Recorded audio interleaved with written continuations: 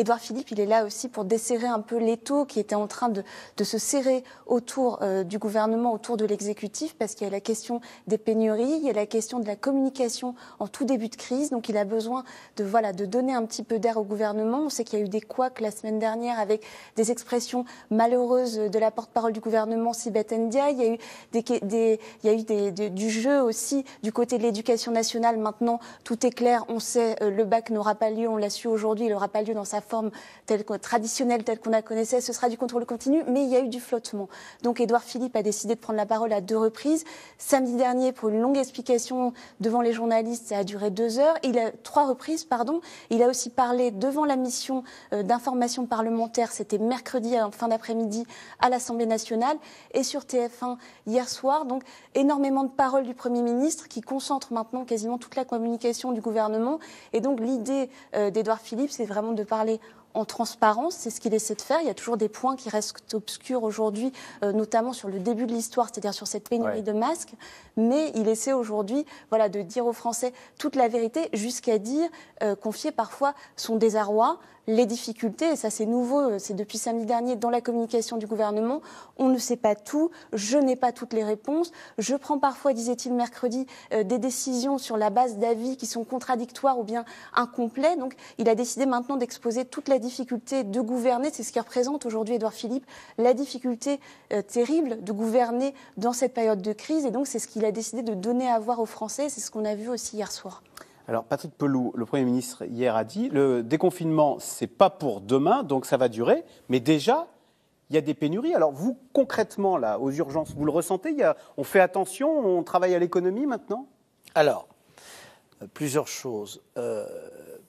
Premièrement, on travaille tous ensemble, d'accord? C'est-à-dire que, d'un coup, que ce soit les directions des agences régionales, la direction de l'assistance publique hôpitaux de Paris, par Martin Hirsch, on travaille tous dans le même sens. C'est-à-dire pour éviter le plus de morts possible, pour être dans l'esprit d'accueillir tout le monde. L'activité des services des urgences a complètement chuté. Tous les malades qu'on a d'habitude ont quasiment disparu. Voilà. Ça nous pose des problèmes, parce que notamment, quand il va y avoir le déconfinement, tous ces malades chroniques qu'on a un peu perdu de vue, y compris quand on en parle... Les gens qui font de l'hypertension, ils ne vous appellent plus, ou les gens qui ont des malaises, ils ne vous appellent plus? On ne sait pas où ils sont passés. Et pourquoi ils ont peur Ils ont peur, il y en a beaucoup qui ont peur, on a beaucoup de retard quand on répond au SAMU, donc c'est extrêmement... Alors là, c'est en train de se normaliser, parce que l'activité des SAMU est en train de baisser, ça c'est un élément intéressant.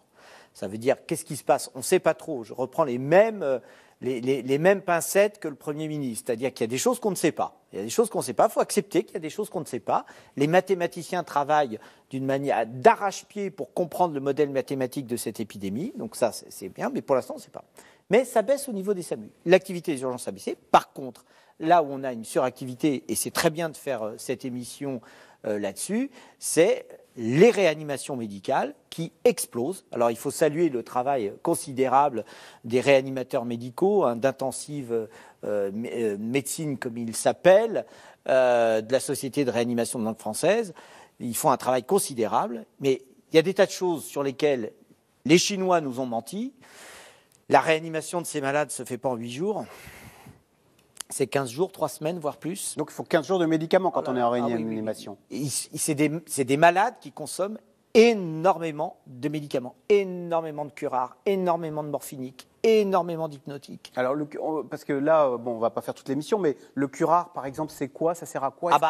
Ça permet de faire dormir les malades qui n'arrivent pas à dormir, parce que justement, il y a cette atteinte pulmonaire. Parce que quand on est en réanimation 3 semaines, pendant 3 semaines, on va être endormi. Alors, endormi. Et le curare vous maintient endormi. Voilà. Sinon, on se réveillerait. La stratégie, c'est de vous faire dormir pour vous soigner, donner les médicaments, pour vous aider à vous ventiler et à respirer. Puis une fois que vous avez passé ce stage, vous vous réveillez. Donc c'est une alchimie très complexe. C'est là où les réanimateurs médicaux ont tout un art, une dextérité vraiment. Il faut vraiment leur rendre hommage. Et on sort le malade. C'est ça le principe de la réanimation, vous remettre à la vie. D'accord ? Bon, le problème, c'est que là, en effet, il commence à y avoir des pénuries. Alors là, c'est très compliqué, notamment il y a certains hôpitaux, ce qu'a dit le président de la région Grand Est l'autre jour, c'est que d'un coup, il y a des endroits, il reste 2-3 jours de médicaments. Et alors, le problème, c'est que vous avez une course internationale pour avoir ces médicaments, d'accord, qui sont essentiels à la réanimation. Qu'on achète à l'étranger, quand vous dites une course Il y en a internationale? certains qu'on achète à l'étranger. Les matières premières viennent d'Inde et de Chine. Ouais. Et évidemment, vous avez nos amis américains, parce qu'on est amis avec tout le monde normalement, hein, mais là, vous avez Là, vu ce c'est qui s'est chacun pour passé, soi. chacun pour soi. Les Américains arrivent avec leur mallette de dollars et ils piquent tout. Jean-François Bergmann, de ce que vous savez, quels sont les médicaments qui sont sous tension? Est-ce que c'est de l'aspirine ou est-ce que ce sont des médicaments non essentiels justement pour soigner les malades du Covid? Non, malheureusement, ce sont absolument des médicaments essentiels, essentiellement les médicaments de réanimation.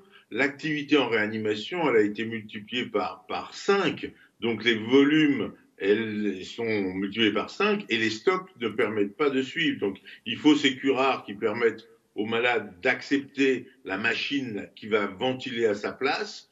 Et il est impossible de ventiler sans curare, donc il faut les endormir, donc il faut les hypnotiques. Et ça, c'est un problème mondial, parce qu'on a tous les mêmes problèmes. Donc ça nécessite une coordination pour essayer d'en trouver, pour essayer de le faire livrer, de le répartir harmonieusement. Et puis il y a un deuxième problème qui est bien moins grave, mais qui est presque aussi bête dans le quotidien, c'est une logistique locale.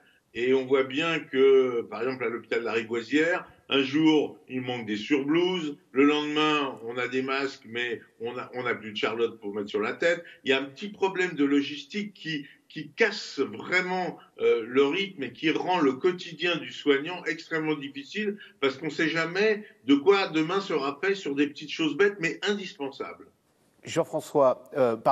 Patrick Pelloux, juste à l'instant, avant de commencer l'émission, vous disiez justement pour parer là, ces manques locaux, il y a vous disiez c'est extraordinaire, il y a une entraide entre départements.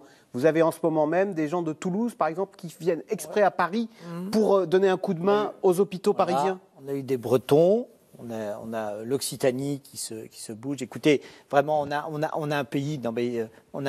Et vous ensuite, vous irez à Toulouse leur donner un coup de main si jamais. S'il faut, moi, je vais partout. Moi, de toute façon, moi, je vais aider partout où il faut aider. On y va parce qu'on est vaillant, on est courageux, on se démoralise pas, on est sûr qu'on va gagner et on y va. Et alors, les soignants sont tous à cette image. Et il y a une confrérie là. Il y a une confrérie. Vous connaissiez ou pas? Mais non, on se connaissait pas. Mais ça y est, on se connaît. On est les meilleurs amis du monde. Et puis on voit des anciens grâce au rappel qui a eu lieu par l'Agence régionale d'Île-de-France, notamment, mais ça a été valable dans les autres régions. On a fait revenir des personnels qui avaient quitté l'hôpital pour faire autre chose, et ils sont revenus. Et c'est formidable. Vous voyez cette camaraderie qui frères et sœurs d'armes que vous vivez là. Complètement. Cécile Thibert, Système D, donc face à ces pénuries, on commence à trouver des solutions innovantes pour essayer de passer ce pic qui s'annonce. Quelles sont ces solutions surprenantes qu'on voit à l'œuvre? Il y a plusieurs choses. Moi, j'ai eu pas mal de médecins réanimateurs au téléphone, notamment en Île-de-France, puisque c'est là que les tensions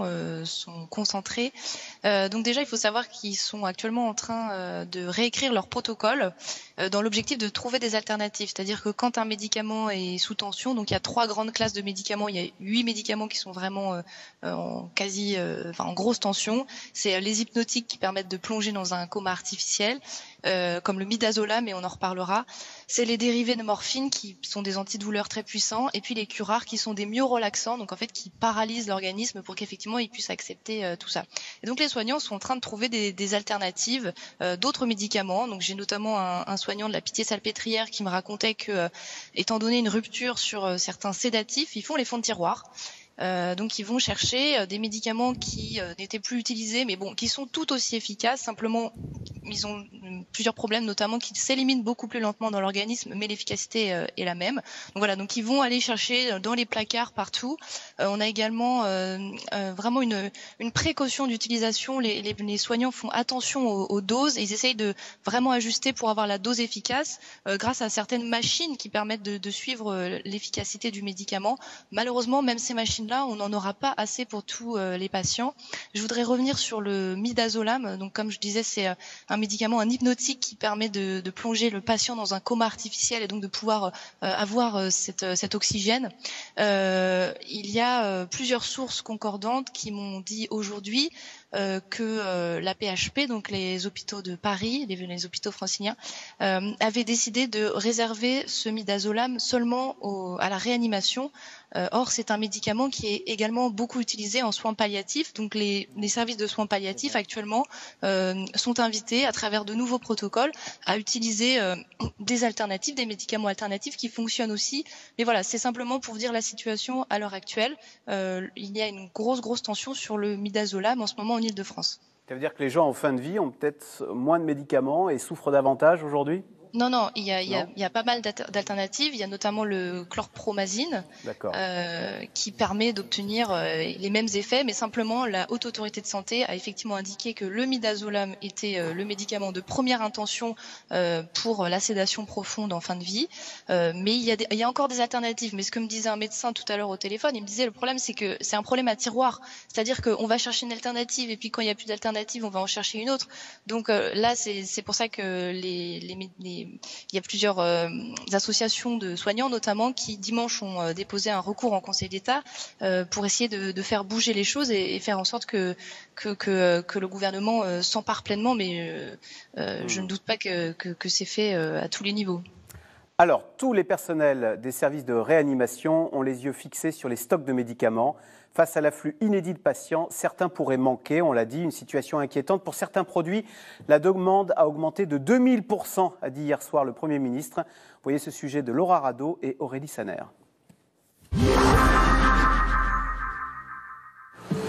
Depuis son bureau de Matignon, le Premier ministre s'est voulu hier soir transparent. Interrogé sur le manque de médicaments dans les hôpitaux français, Édouard Philippe reconnaît une situation alarmante. Et nous nous battons, heure après heure, pour faire en sorte de répondre à l'augmentation inouïe et jamais constatée de cette consommation. Je sais que s'agissant d'un certain nombre de ces molécules, nous allons pouvoir faire face dans la durée aux besoins et à la consommation. Pour d'autres de ces molécules, les stocks sont plus limités. Et donc les tensions et les inquiétudes des soignants sont réelles. Des inquiétudes exprimées dans un appel à l'aide, lancé en début de semaine par 9 centres hospitaliers d'Europe. De Paris à Milan, des médecins craignent une pénurie de médicaments destinés aux patients atteints du Covid-19. À ce rythme de consommation, les stocks des hôpitaux les plus touchés seront vides dans quelques jours et dans 2 semaines pour ceux qui disposent de stocks plus importants. Sur le terrain, dans les zones les plus touchées, comme ici à Metz, le service réanimation nous confie utiliser en 3 jours l'équivalent de 3 semaines de médicaments en temps normal.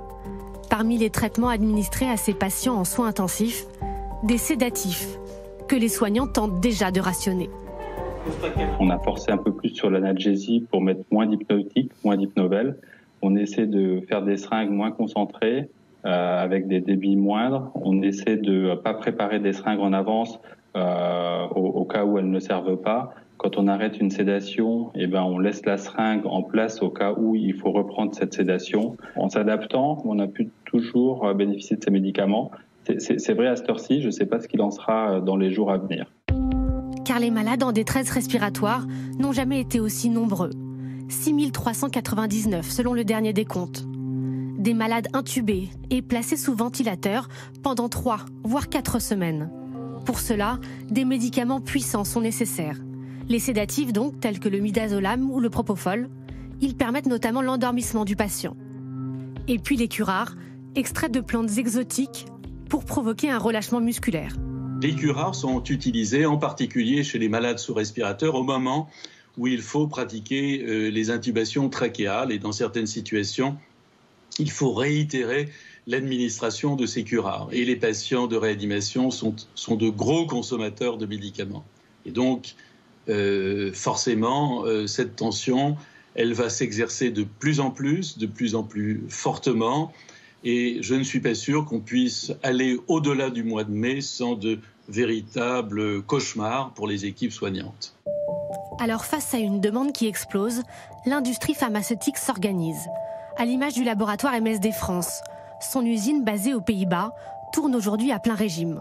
Notre chaîne de production de curares, le Recuronium, on a triplé la capacité de production en l'espace de quelques semaines grâce à une mobilisation extrêmement forte des collaborateurs d'autres sites industriels qui sont venus prêter main forte de façon à faire tourner le site 24/24.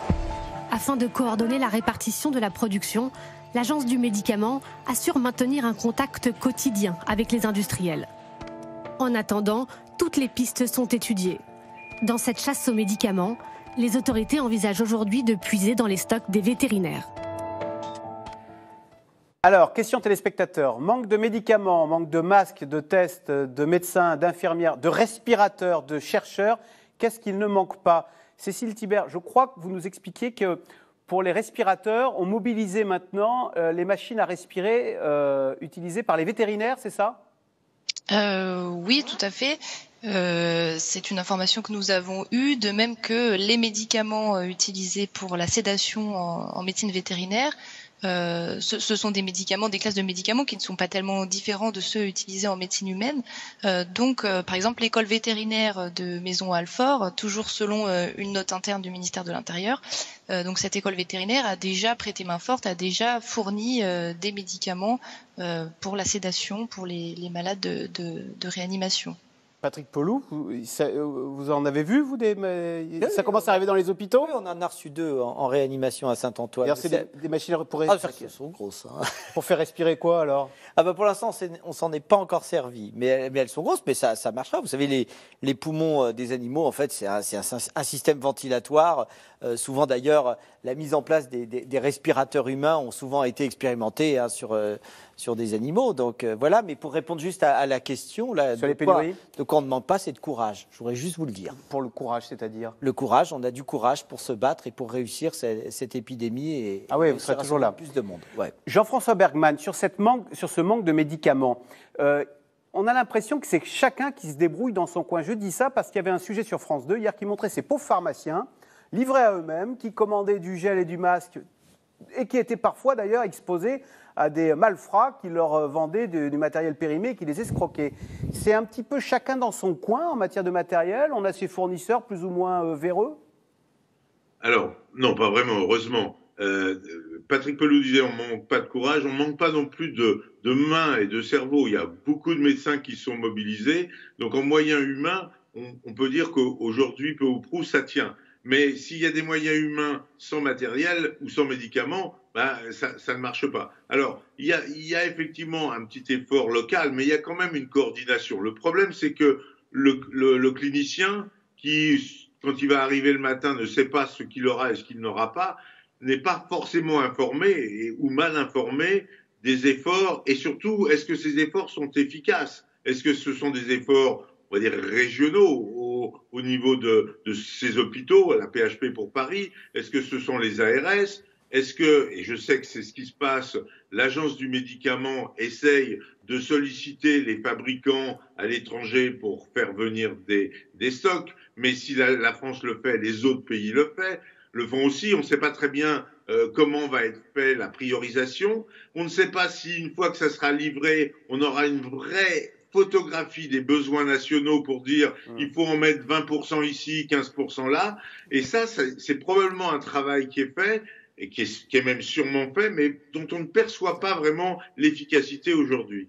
Patrick Pelloux, à l'instant, vous disiez, face à cette pénurie de médicaments, il y a une solution, c'est le courage. Parce que j'imagine, vous arrivez fatigué, vous voyez des choses dures toute la journée et vous dites, et on n'a même pas le matériel. Moi, j'imagine, il y a des gens qui doivent se dire de rendre son tablier et de rentrer chez soi. Oui, en disant, écoutez, qu'est-ce que vous voyez, justement? Racontez-nous. Qu'est-ce qu'on voit? On voit d'un coup, vous êtes en train de travailler et puis vous apercevez qu'il reste 1 ou 2 ampoules d'Hypnovel, par exemple. Donc d'un coup, vous demandez à la surveillante et c'est là où en fait tout le monde fait un effort et on sent qu'on arrive au maximum de ce qu'on a. Et là, vous avez après les réponses disant il en reste plus beaucoup, il en reste pour 2-3 jours. Donc c'est là où on fait preuve, mais c'est valable pour les médicaments, c'est valable pour le consommable. Donc maintenant, on mélange des produits, on sait qu'ils sont compatibles les uns avec les autres, on les mélange dans la même seringue. On réutilise les circuits. Les circuits des malades, on n'était pas très économe. En fait, on a vécu sur un certain luxe. On changeait tout le temps, on jetait. Là, en fait, on garde, on se dit, mais finalement, on va repasser sur un autre respirateur, mais on va garder ces câbles-là. On va les remettre. On fait preuve d'agilité. Mais vous pourrez tenir combien de temps comme ça? Dans 2 semaines, c'est fini, là. Quand il n'y aura plus de nouvelles, il n'y en aura plus. On ne sait pas. Tout le monde se bat pour que ça dure. Le problème, Cécile, et par rapport à ce que vient de dire mon confrère et la journaliste du Figaro, c'est que d'un coup, il faut qu'on produise ces médicaments. Et tout est là. C'est-à-dire que d'un coup, on s'aperçoit que l'industrie pharmaceutique française, on l'a laissée depuis plusieurs années comme ça partir ailleurs. Et cet ailleurs, maintenant, quand on lui demande de l'aide, il ne répond pas. Ou alors, il entend sonner les dollars sonnant et trébuchant, et d'un coup, ils vont aller ailleurs. Ça, c'est un problème sur l'indépendance stratégique et tactique de notre pays. Jean-François Bergmann, on peut juste poser une question. Tous ces médicaments dont on parle, ils viennent tous d'Inde ou de Chine? Ils sont tous fabriqués là-bas, en tous les cas. Non, il y en a certains qui sont fabriqués en France, mais les matières premières viennent de l'étranger. Et il faut donc pouvoir augmenter les chaînes de production. Il faudrait surtout que certaines chaînes de production qui font des médicaments non essentiels arrêtent de les faire et passent à des médicaments essentiels. Et ça, il faut avoir le pouvoir. Je ne suis pas sûr que quiconque ait le pouvoir de l'obliger. Et d'autre part, ça prend du temps. On ne peut pas faire d'un médicament d'une chaîne un autre médicament en 48 heures. Il y a des problèmes de fabrication. Oui, mais si la matière première vient d'Inde ou de Chine, on est coincé. On a un énorme problème de souveraineté quand même là. Bien sûr. Non? Oui. Bien sûr, bien sûr. Ça c'est l'effet de 20 ans de transmission d'une activité économique qui était nationale. Mais il n'y a pas que dans le médicament, il y a plein d'autres choses. Les grands labos, pour faire des économies, ont sous-traité la fabrication des molécules clés dans les pays à bas coût que sont l'Inde et la Chine. Bien sûr. Voilà. Exactement. Et nous, les autorités vérifiaient que le médicament, le produit fini, était de qualité, mais aucun gouvernement n'a le pouvoir de dire au laboratoire X ou Y, vous devez fabriquer en France. Si le laboratoire X ou Y fabrique un produit à l'étranger, et que le produit fini est de qualité, on n'a aucun moyen de les obliger à fabriquer national ou européen. Cécile Thibert, oui, on peut penser que ça va changer maintenant, non? Peut-être. En tout cas, c'était l'enjeu de la requête au Conseil d'État qui a été faite dimanche, d'ailleurs qui a été déboutée aujourd'hui. Mais je voulais juste peut-être apporter une petite touche d'espoir, au moins à court terme. Il faut savoir que en fait les hôpitaux, chaque hôpital gère son stock et ses commandes en son nom propre. Et donc il y a des hôpitaux qui ont des réserves d'écureuils et d'autres qui sont frappés plus durement par cette vague épidémique, qui sont effectivement en train d'écouler tout leur stock. Donc on peut imaginer aussi à court terme, je pense que c'est quelque chose qui est actuellement réfléchi, de faire transiter des médicaments de régions moins touchées. Par exemple, on sait que pour le moment le sud-ouest, l'ouest est pas encore dans la vague, vers l'Île-de-France par exemple. Alors l'autre touche d'espoir, Cécile Thibert, c'est qu'on parle pour l'Île-de-France, alors vous allez nous expliquer ce que ça veut dire, d'un pic de l'épidémie, d'un plateau qui pourrait intervenir dès le début de la semaine prochaine. Alors je vois Patrick Pelloux qui fait non de la tête, mais on nous annonce ça quand même. Non, mais on sait pas. C'est en tout cas ce qui a été annoncé par le Premier ministre hier soir, et ça a été confirmé par le directeur général de la santé. En vérité, on ne sait pas. On ne sait pas quand ce pic va arriver. On arrivera a posteriori à bien le dater. Les épidémiologistes arriveront à faire ça. Pour le moment, c'est impossible. Moi, j'avais un médecin de l'hôpital Bichat, un chef de service en réa, qui me disait on peut attendre le pic. Il me dit d'ici 1 à 2 semaines. Puis il tablait sur un plateau, c'est-à-dire un nombre de nouvelles admissions quotidiennes égales pendant environ 2-3 semaines. Donc effectivement, on n'est pas encore tout à fait sorti d'affaire, et à l'issue de tout ça, on verra une diminution à la fois du nombre de décès et puis du nombre de malades admis en réanimation. Et ceci explique le fait que effectivement les autorités ont annoncé que le confinement allait se prolonger un tout petit peu, au moins 15 jours en tout cas, pour limiter la survenue de nouvelles infections et donc potentiellement de nouveaux malades en réanimation, puisqu'on sait qu'entre l'infection et l'arrivée en réanimation, il se passe environ 2 semaines, un peu plus de 2 semaines, ce qui explique l'effet retardement des mesures qui ont été prises le 12 mars. Alors c'est vrai qu'hier, Patrick Pelloux, d'ailleurs le Premier ministre était gêné, mais on commence déjà à songer au déconfinement. Oh là là. Alors comment on va faire là? Il paraît qu'on va peut-être faire par sexe, comme il y a moins de mortalité chez les femmes, on va peut-être... j'ai lu ça en Italie. Ah bon?